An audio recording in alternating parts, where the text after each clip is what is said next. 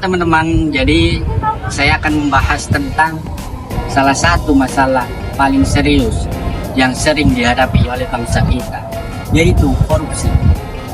Korupsi bukan hanya masalah baru yang ada di Indonesia. Ini adalah penyakit lama yang terus tumbuh dan terus menyebar dari tingkat pusat hingga ke daerah-daerah. Akarnya begitu dalam dan dampaknya sangat merusak, bukan hanya pada keuangan negara, tetapi juga pada kepercayaan publik terhadap pemerintah, hukum, dan sistem keadilan di negeri ini. Secara sederhana, korupsi adalah penyalahgunaan kekuasaan atau jabatan untuk keuntungan pribadi. Bisa berupa suap, proyek fiktif, gratifikasi, bahkan manipulasi data. Dan yang lebih parah lagi, seringkali dilakukan oleh orang-orang yang seharusnya menjadi pelayan masyarakat. Mengapa korupsi ini berbahaya? Karena korupsi menyebabkan anggaran yang seharusnya digunakan untuk pembangunan seperti pendidikan, kesehatan, infrastruktur, dan kesejahteraan rakyat justru jatuh ke kantong pribadi. Hal ini sangat memperlambat pembangunan, memperluas kesenjangan sosial, dan membuat masyarakat kehilangan kepercayaan kepada negara. Lihat saja data yang ada dan fakta yang ada.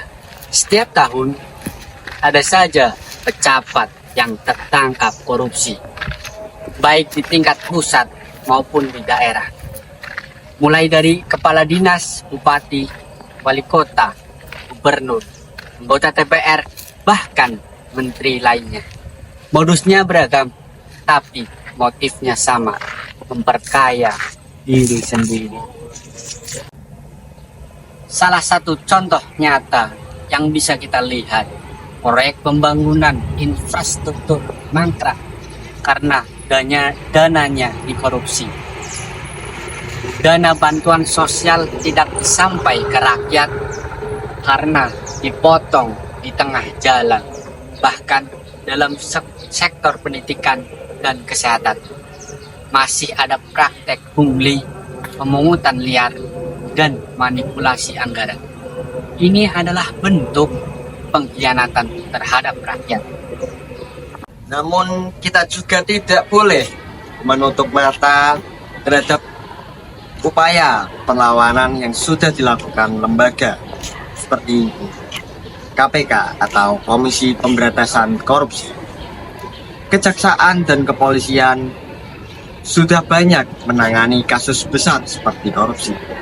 Perjuangan mereka seringkali tidak mudah. Ada tekanan politik, kriminalisasi terhadap penyidik, bahkan revisi undang-undang yang melemahkan lembaga anti korupsi. Di sisi lain, masyarakat sipil, jurnalis, akademisi, dan mahasiswa juga ikut bersuara. Tapi untuk benar-benar memerangi korupsi ini, peran kita semua sangat dibutuhkan. Ini bukan hanya tanggung jawab KPK, tapi juga tanggung jawab moral seluruh warga negara Indonesia. Perlawanan terhadap korupsi tidak bisa dari atas ke bawah, melainkan harus ada gerakan dari bawah ke atas. Dimulai dari kesadaran individu tidak memberi, tidak menerima suap menyuap, jujur dalam pekerjaan, transparan dalam penggunaan anggaran, dan berani melaporkan penyimpangan. Pendidikan anti korupsi harus dimulai sejak dini, di lingkungan sekolah, di lingkungan kampus, di rumah, bahkan di tempat kerja sekalipun.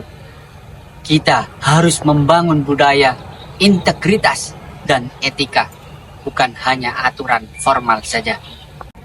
Pesan buat kita semua, saya ingin mengajak semua pihak dari pemerintah, masyarakat, dan generasi muda saat ini untuk tidak diam jika ada yang menyalahgunakan korupsi. Jangan anggap korupsi sebagai hal biasa. Jangan terbiasa dengan hal yang salah. Karena jika kita membiarkan korupsi tetap hidup, maka keadilan dan kesejahteraan hanya akan menjadi mimpi saja.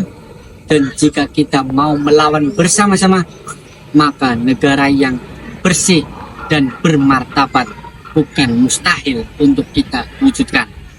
Terima kasih, sekian, sampai jumpa.